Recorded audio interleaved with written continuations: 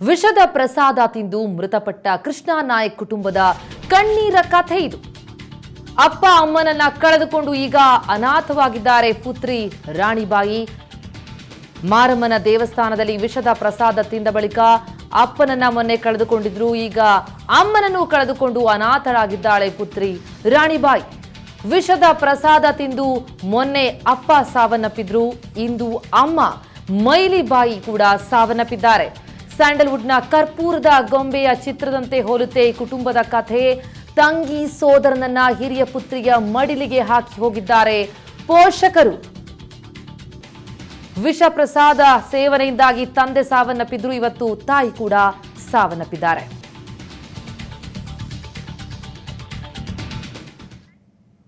S, ಖುದ್ದು ರಾಣಿಬಾಯಿಯವರೀಗ ನಮ್ಮ ಜೊತೆ ನೇರ ಸಂಪರ್ಕದಲ್ಲಿದ್ದಾರೆ.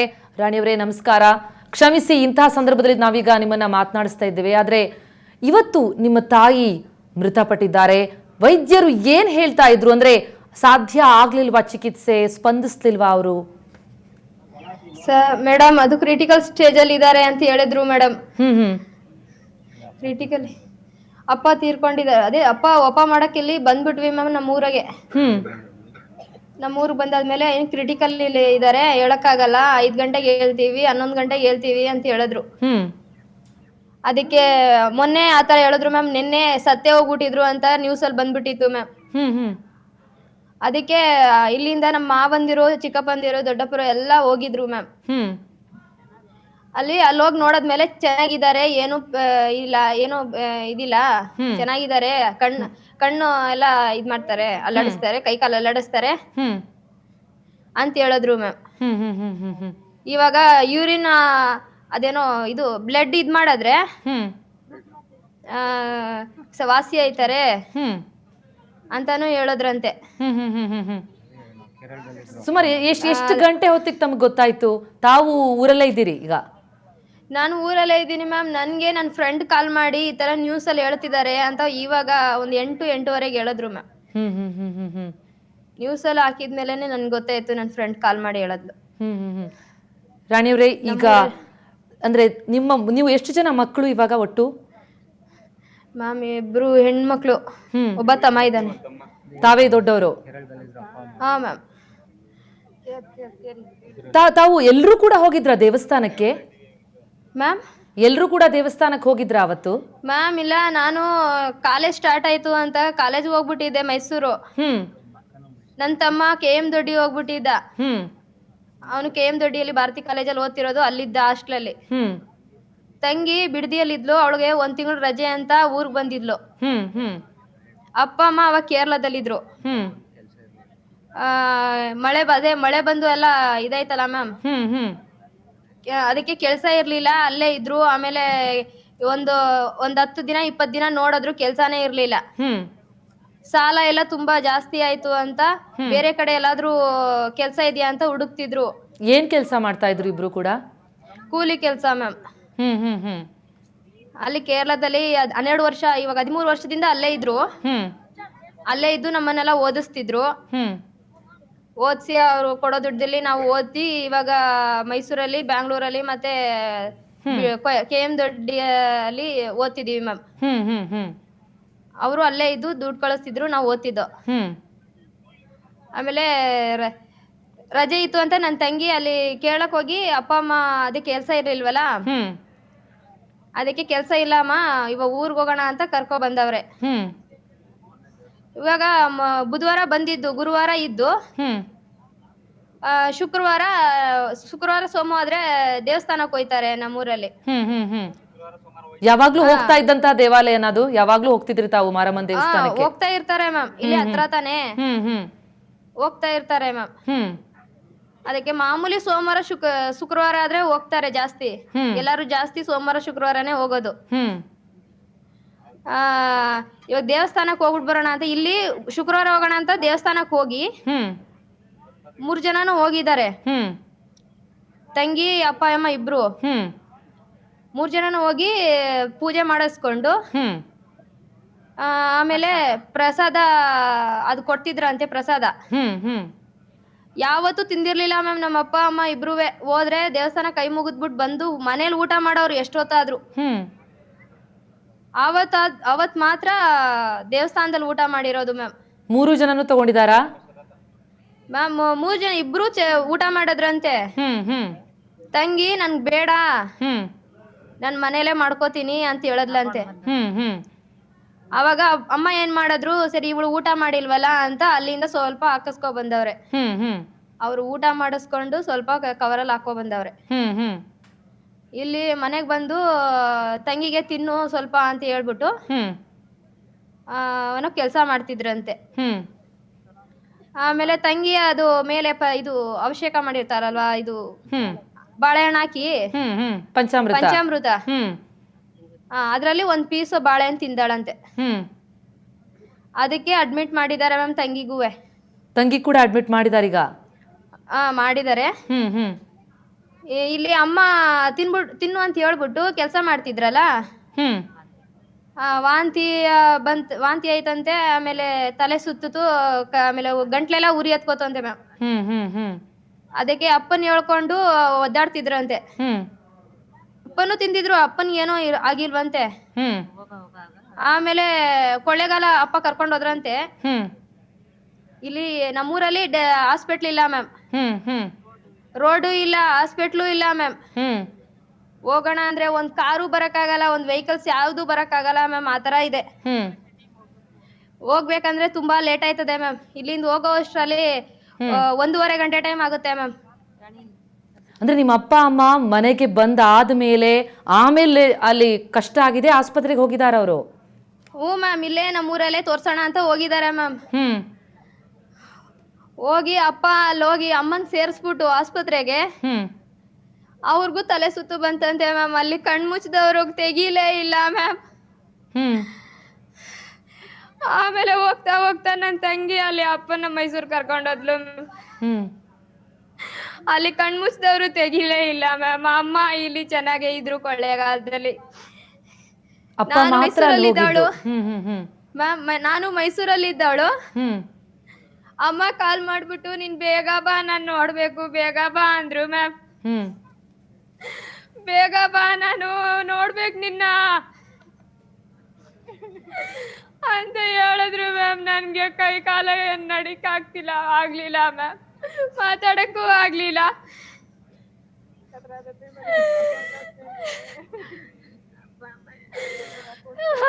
ಅಲ್ಲಿ ಹೋಗಿ ನೋಡುವಾಗ ಸ್ವಲ್ಪ ಗ್ಲುಕೋಸ್ ಹಾಕಿ ಇದ್ ಮಾಡಿದ್ರು ಮ್ಯಾಮ್. ಆಮೇಲೆ ಬೇದಿ ಆಗ್ತಾನೆ ಇತ್ತು, ಬೇದಿ ಆಗ್ತಾ ಇದೆ, ನನ್ ಬಟ್ಟೆ ಎಲ್ಲ ಆಗ್ಬಿಟ್ಟಿದೆ ಅಂತ ಹೇಳ್ತಿದ್ರು. ಕೈ ಕಾಲೆಲ್ಲ ಆಡಿಸ್ತಕ್ ಆಗ್ತಿಲ್ಲ ಅಂತ ಹೇಳಿದ್ರು ಮ್ಯಾಮ್. ಆಮೇಲೆ ಏನು ಆಗಲ್ಲಮ್ಮ, ಇರು ಅಂತ ನಾನು ಸಮಾಧಾನ ಮಾಡಿ ಇರಿಸ್ದೆ ಮ್ಯಾಮ್. ಆಮೇಲೆ ಅಲ್ಲಿ ಡಾಕ್ಟ್ರು ಎಲ್ಲ ಇಲ್ಲಿ ಆಗಲ್ಲಕ್ಕಮ್ಮ, ಹೋಗ್ಬೇಕು, ಮೈಸೂರಿಗೆ ಹೋಗ್ಬೇಕು ಅಂತ ಹೇಳಿದ್ರು. ಅಲ್ಲಿ ನಮ್ಮ ಮಾವಂದಿರೆಲ್ಲ ಇದ್ರು ಮ್ಯಾಮ್. ಅಲ್ಲಿಂದ JSS ಆಸ್ಪತ್ರೆಗೆ ಹೋಗಿ ಅಲ್ಲಿ ಅಡ್ಮಿಟ್ ಮಾಡ್ದವ್ ಮ್ಯಾಮ್. ಅಲ್ಲಿ ಸರಿ ನೋಡ್ತೀವಿ ಕಣಮ್ಮ ಅಂತ ಅಲ್ಲಿ ಫಸ್ಟ್ ಅಪ್ಪನೇ ಕರ್ಕೊಂಡು ಹೋಗಿದ್ರು JSS ಆಸ್ಪತ್ರೆಗೆ. ಅಪ್ಪನ್ ಕರ್ಕೊಂಡು ಹೋಗೋ ಅಷ್ಟರಲ್ಲಿ ಒಂದ್ 5 ನಿಮಿಷ ಲೇಟ್ ಆಯ್ತು, ತೀರೋಗ್ಬಿಟ್ಟಿದ್ದಾರೆ ಅಂತ ಹೇಳ್ಬಿಟ್ರು ಮ್ಯಾಮ್. ಆಗ ಅಮ್ಮ ಚಿಕಿತ್ಸೆ ಪಡ್ಕೊಳ್ತಾ ಇದ್ರ? ಟ್ರೀಟ್ಮೆಂಟ್ ನಡೀತಾ ಇತ್ತು? ಅಮ್ಮ ಪ್ರಜ್ಞೆಯಲ್ಲಿ ಇದ್ರು ಮ್ಯಾಮ್. ಚೆನ್ನಾಗಿದ್ರು, ನನ್ ಜೊತೆನೂ ಮಾತಾಡಿಸ್ತಿದ್ರು ಮ್ಯಾಮ್. ನನ್ ಜೊತೆನೂ ಮಾತಾಡಿಸ್ತಿದ್ರು. ಆಮೇಲೆ ಬರ್ತಾ ಬರ್ತಾ ಕ್ರಿಟಿಕಲ್ ಸ್ಟೇಜ್ ಆಗಿದೆ ಅಮ್ಮ, ಏನು ಹೇಳಕ್ಕಾಗಲ್ಲ ಅಂದ್ಬಿಟ್ರು. ಆಮೇಲೆ 11 ಗಂಟೆ ಆಗುತ್ತೆ, 5 ಗಂಟೆ ಆಗುತ್ತೆ, ಹೇಳ್ತೀವಿ. ಆಮೇಲೆ ಲಾಸ್ಟ್ ಅಲ್ಲಿ ಏನು ಹೇಳಕ್ಕಾಗಲ್ಲ ಕಮ್ಮ ಅಂದ್ಬಿಟ್ರು. ಆಮೇಲೆ ಇಲ್ಲಿಂದ ಅದೇ ನ್ಯೂಸ್ ಬಂತಲ್ಲ ಮ್ಯಾಮ್, ಅವಾಗ ಮಾವಂದಿರೆಲ್ಲ ಹೋಗಿ ನೋಡುವಾಗ ಚೆನ್ನಾಗೇ ಇದಾರೆ, ಏನು ಇಲ್ಲ, ಚೆನ್ನಾಗೇ ಇದಾರೆ ಅಂತ ಹೇಳಿ ಸಮಾಧಾನ ಮಾಡ್ತದೆ. ಏನ್ ಮಾಡೋದಂತ ಗೊತ್ತಿಲ್ಲ ಮ್ಯಾಮ್. ಅದು ಜೀವಂತವಾಗಿದ್ರೋ ಇಲ್ಲ ಸತ್ತೋಗಿದ್ರೋ ಅದೇನು ಗೊತ್ತಿಲ್ಲ ಮ್ಯಾಮ್. ಆದ್ರೆ ಕಣ್ ತೆಗೆದ್ರು, ಕೈ ಕಾಲೆಲ್ಲ ಅಳ್ಳಾಡಿಸಿದ್ರು ಅಂತ ಹೇಳಿದ್ರು ಮ್ಯಾಮ್. ನೀವು ಮೂರು ಜನನು ಕೂಡ ಅಂದ್ರೆ ನಿಮ್ಮ ತಂಗಿ ಇನ್ನೂ ಟ್ರೀಟ್ಮೆಂಟ್ ತಗೊಳ್ತಾ ಇದ್ದಾರೆ, ಆಸ್ಪತ್ರೆಯಲ್ಲೇ ಇದ್ದಾರೆ ಈಗಲೂ? ತಗೋತಾ ಇದ್ದಾರೆ ಮ್ಯಾಮ್. ಅವಳಿಗೆ ಏನು ಇಲ್ಲ ಅಂತ ಹೇಳಿದ್ದಾರೆ, ಅದು ಏನು ಅಂತ ಗೊತ್ತಾಗ್ತಿಲ್ಲ ಮ್ಯಾಮ್ ನಮ್ಗೆ. ಎಲ್ಲಿ ಯಾವ ಹಾಸ್ಪಿಟಲ್ ಇದ್ದಾರೆ ತಂಗಿ? ಮ್ಯಾಮ್ ತಂಗಿ ಎಲ್ಲಿದ್ದಾರೆ, ಯಾವ ಆಸ್ಪತ್ರೆಯಲ್ಲಿ ಇದ್ದಾರೆ? ಇವಾಗ ಅಲ್ಲೇ ಅಮ್ಮನ ಅಡ್ಮಿಟ್ ಮಾಡಿದಾರಲ್ಲ, ಅಲ್ಲೇ ಇದ್ದಾರೆ ಮ್ಯಾಮ್. JSS ಆಸ್ಪತ್ರೆಯಲ್ಲೇ ಇದ್ದಾರೆ. ಇವಾಗ ನನ್ನ ಮನೆ ಇಬ್ರು ಬಿಟ್ಬಿಟ್ಟು ಹೋದ್ರು ಮ್ಯಾಮ್. ನಾವು ಮನೆಯಲ್ಲಿ 5 ಜನನೇ ಇದ್ದಿದ್ದು, ಬೇರೆ ಯಾರು ಇರ್ಲಿಲ್ಲ. ಇಬ್ರು ಹೋದ್ರು, 3 ಜನ ಆದ ಮ್ಯಾಮ್, ತಪ್ಪಲಿಗಳಾದ ಮ್ಯಾಮ್. ನಮ್ಮನ್ನ ನೋಡ್ಕೊಳ್ಳೋರು ಯಾರು ಇಲ್ಲ ಮ್ಯಾಮ್. ಈಗ ನೀವೇ ದೊಡ್ಡವರು ಮನೆಗೆ. ಇವಾಗ ಎಲ್ಲಾರು ದುಡ್ಡು ಕೊಡ್ತೀನಿ, ಅದ್ ಕೊಡ್ತೀನಿ, ಇದ್ ಕೊಡ್ತೀನಿ ಅಂತಾರೆ. ನಮ್ ತಾಯಿ ತಂದೆ ಕೊಡೋ ತರ ಆಗುತ್ತಾ ಮ್ಯಾಮ್? ಎಷ್ಟ್ ಕೊಟ್ರು ನಮ್ ತಂದೆ ತಾಯಿ ಬರ್ತಾರ ಮ್ಯಾಮ್ ಇವಾಗ?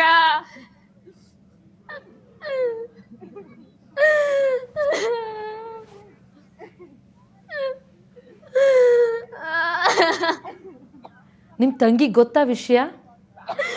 ಮ್ಯಾಮ್ ಗೊತ್ತಿರ್ಬೋದು. ನನ್ಗೆ ಇವಾಗ ತಾನೇ ಗೊತ್ತು ಮ್ಯಾಮ್, ಅವಳಿಗೆ ಗೊತ್ತಿಲ್ಲ ಅಂತ ಕಾಣುತ್ತೆ ಮ್ಯಾಮ್. ನಿಮ್ ತಮ್ಮ ಎಲ್ಲಿದ್ದಾರೆ ಇವಾಗ? ನಿಮ್ ಜೊತೆನೆ ಇದ್ದಾರಾ? ತಮ್ಮ ಇಲ್ಲೇ ಇದ್ದಾರೆ ಮ್ಯಾಮ್.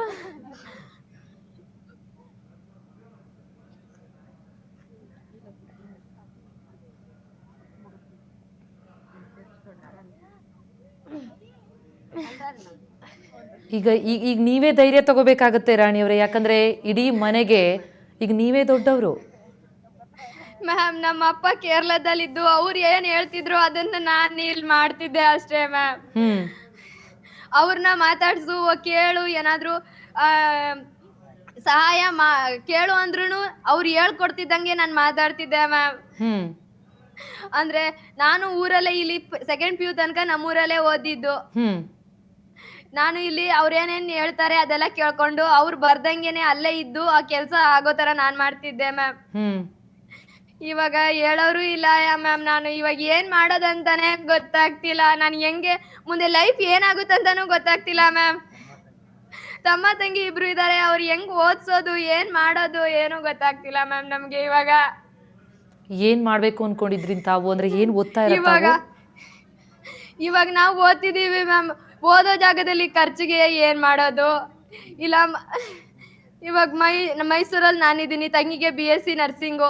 ಅಲ್ಲಿ 20,000 ಕೊಟ್ಟು ನಮ್ಮ ಅಪ್ಪ ಸೇರ್ಸದ್ರು. ಅದ್ರಲ್ಲೂ 15,000 ಕಟ್ಟಿದೀವಿ, ಇನ್ನೂ ಕಟ್ಟಿಲ್ಲ ಮ್ಯಾಮ್. ತಮ್ಮ ಅದು ಗೊತ್ತಾಗ್ತಿಲ್ಲ ಮ್ಯಾಮ್. ತಮ್ಮ KM ದೊಡ್ಡಿ ಭಾರತಿ ಕಾಲೇಜಲ್ಲಿ ಓದ್ತಿದ್ದಾನೆ, ಫಸ್ಟ್ PUC ಓದ್ತಿದ್ದಾನೆ ಮ್ಯಾಮ್. ಅವ್ರಿಗೂ ಗೌರ್ಮೆಂಟ್ ಎಲ್ಲ, ಅದು ಪ್ರೈವೇಟೇ.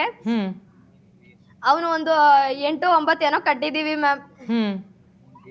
ನಾನು BSc ಓದ್ತಿದ್ದೀನಿ, ನನ್ಗೆ ಗೌರ್ಮೆಂಟ್ ಕಾಲೇಜು, ಮಹಾರಾಣಿ ಕಾಲೇಜು. ಆದ್ರೂ ಅವಾಗ ಎಲ್ಲ ನೋಟ್ಸ್ ಅದು ಇದು ತಗೊಳಕ್ಕೆಲ್ಲ ಕೊಡ್ತಿದ್ರು ಮ್ಯಾಮ್ ನಮ್ಮಪ್ಪ. ಇವಾಗ ಯಾರು ಕೊಡೋರು ಇಲ್ಲ. ಎಷ್ಟು ಬಂಧು ಬಳಗ ಇದ್ರು ಎಲ್ಲ ನೋಡ್ಕೋತಾರ ಮ್ಯಾಮ್ ಅಪ್ಪ ಇದ್ದಂಗೆ. ನಿಜ. ಬಂಧು ಬಳಗ ಎಷ್ಟಿದ್ರು ಇವಾಗ ಜೊತೆಲಿ ಇರ್ತಾರೆ ಮ್ಯಾಮ್. 2 ದಿನ ಇರ್ಬೋದು, 2 ದಿನ ಇರ್ಬೋದು, ನಾಳೆ ಹೋಯ್ತಾರೆ. ಎಲ್ಲಾರು ಕೂಲಿ ಕೆಲಸನೇ ಮಾಡೋದು ಮ್ಯಾಮ್. ನಿಮ್ ತಂದೆ ತೀರ್ಕೊಂಡಿದ್ದಾರೆ ಅನ್ನೋ ಸುದ್ದಿ ಬಂದಾಗ ತಾವು ಆಗ ಎಲ್ಲಿದ್ರಿ? ತಾವು ಮೈಸೂರಲ್ಲೇ ಇದ್ರಾ ಮ್ಯಾಮ್? ಆವಾಗ ಅಲ್ಲೇ ಇದೆ ಮ್ಯಾಮ್, ಮೈಸೂರಲ್ಲೇ ಇದೆ ಮ್ಯಾಮ್. ಆದ್ರೆ ನಿಮ್ಮಮ್ಮ ಹುಷಾರಾಗಿದ್ದಾರೆ ಅಂತ ಅನ್ನುವಂತ ಒಂದು ಭರವಸೆ ಇತ್ತು ಮ್ಯಾಮ್. ಅದೇ ನಿನ್ನೆ ಮಾವಂದಿರೆಲ್ಲ ಹೋದ್ರಲ್ವಾ, ಆವಾಗ ಚೆನ್ನಾಗೇ ಇದ್ದಾರೆ, ಕೈಕಾಲೆಲ್ಲ ಅಲ್ಲಾಡಿಸ್ತಾರೆ, ಏನು ಇಲ್ಲ, ನಾವು ಜೀವಂತಾಗಿ ಬಂದ್ಬಿಡ್ತಾರೆ ಅಂತ ಹೇಳಿದ್ರು ಮ್ಯಾಮ್. ಆವಾಗ ನಂಬಿಕೆ ಬಂತು. ಇವಾಗ ಬೆಳಗ್ಗೆ ಎದ್ದ ತಕ್ಷಣ ಸತ್ತೋಗಿದ್ದಾರೆ ಅಂದ್ಬಿಟ್ರು ಮ್ಯಾಮ್. ನಿಮ್ ತಮ್ಮ ನಿಮ್ ತಂಗಿ ಏನಂತಾರೆ? ನಿಮ್ ತಮ್ಮ ಏನಂತಿದ್ದಾರೆ ಇವಾಗ? ಇನ್ನು ಚಿಕ್ಕವ್ರು ಬೇರೆ. ಏನು ಗೊತ್ತಾಗಲ್ಲ ಮ್ಯಾಮ್. ಇವಾಗ PUC ಓದ್ತಾವನೆ, ಏನು ಗೊತ್ತಾಗಲ್ಲ. ನಾನ್ ಹೆಂಗ್ ಹೇಳ್ತೀನೋ ಆ ತರಾನೇ ಕೇಳ್ಕೊಂಡಿದ್ದಾನೆ ಮ್ಯಾಮ್. ಈಗ ಇಡೀ ಮನೆ ಜವಾಬ್ದಾರಿ ನಿಮ್ ಮೇಲಿದೆ ಹಾಗಿದ್ರೆ? ನಂದೇ ಮ್ಯಾಮ್, ನಂದೇ ಇರೋದು. ಏನ್ ಮಾಡ್ತೀನಂತ ಗೊತ್ತಾಗ್ತಿಲ್ಲ ಮ್ಯಾಮ್. ಅಲ್ಲ, ದೇವಸ್ಥಾನಕ್ಕೆ ಹೋಗಿದ್ದು ರಾಣಿಯವರೇ, ಪ್ರಸಾದ ಸ್ವೀಕರಿಸಿದ್ದು ಯಾರು ಊಹಿಸೋಕ್ಕೂ ಆಗೋದಿಲ್ಲ ಅಂತ.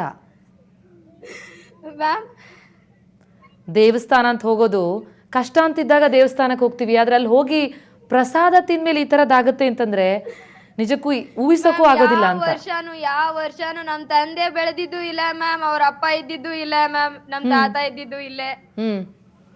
ಯಾವ ವರ್ಷಾನು ಹಿಂಗೆ ಆಗಿರ್ಲಿಲ್ಲ ಮ್ಯಾಮ್. ಪ್ರತಿ ಸಲ ದೇವಸ್ಥಾನಕ್ಕೆ ಹೋದಾಗ ಪ್ರಸಾದ ಎಲ್ಲ ಇರ್ತಿತ್ತ ಅಲ್ಲಿ ಮ್ಯಾಮ್? ಪ್ರಸಾದ ಎಲ್ಲ ಇರ್ತಿತ್ತ ಅಲ್ಲಿ ದೇವಸ್ಥಾನದಲ್ಲಿ ಯಾವಾಗ್ಲೂನು? ಯಾವಾಗ್ಲೂ ಅಂದ್ರೆ ಅವರು ಅರ್ಕೆ ಹೊರ್ಸಿರ್ತಾರಲ್ಲ ಮ್ಯಾಮ್, ಅವಾಗ ಮಾಡಿಸ್ತಾರೆ, ಅವಾಗ ಎಲ್ಲಾರ್ಗು ಹಂಚ್ತಾರೆ ಮ್ಯಾಮ್. ಹಂಚುವಾಗ ಎಲ್ಲಾರ್ಗು ಕೊಡ್ತಾರೆ ಅಷ್ಟೇ, ಅದು ಎಲ್ಲಾರು ತಿಂತಾರೆ. ಹಿಂಗಾಗುತ್ತೆ ಅಂತ ಯಾರಿಗೂ ಗೊತ್ತಿಲ್ಲ ಮ್ಯಾಮ್.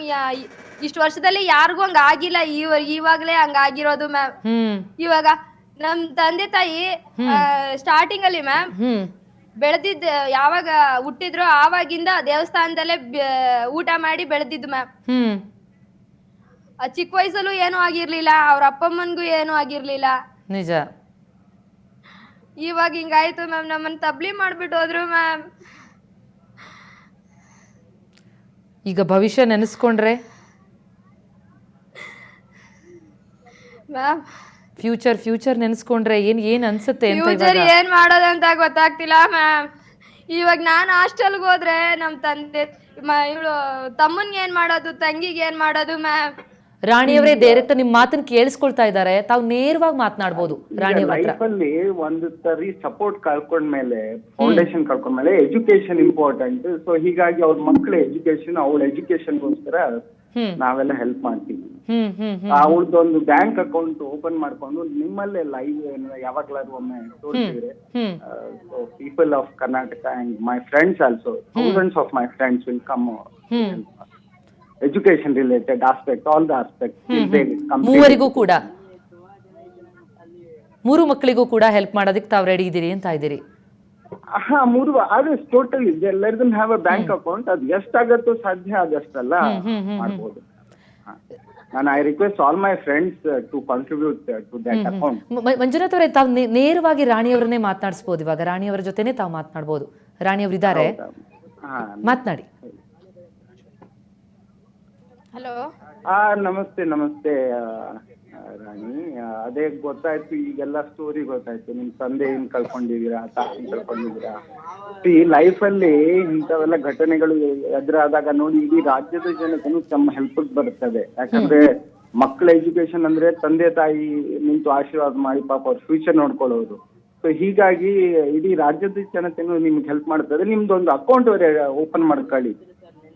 ಓಪನ್ ಮಾಡ್ಕೊಂಡು ನಾನು ನಮ್ಮ ಫ್ರೆಂಡ್ಸಿಗೂ ರಿಕ್ವೆಸ್ಟ್ ಮಾಡ್ಕೊಳ್ತೀನಿ. ನಾನು ಪರ್ಸನಲಿ ಆಗಿನೂ ಆ ಬ್ಯಾಂಕ್ ಅಕೌಂಟ್ಗೆ ಹಾಕ್ತೀನಿ. ಈ ಶಿಕ್ಷಣದ ಬಗ್ಗೆ ಏನು ವಿಚಾರನೇ ಮಾಡಬೇಡಿ.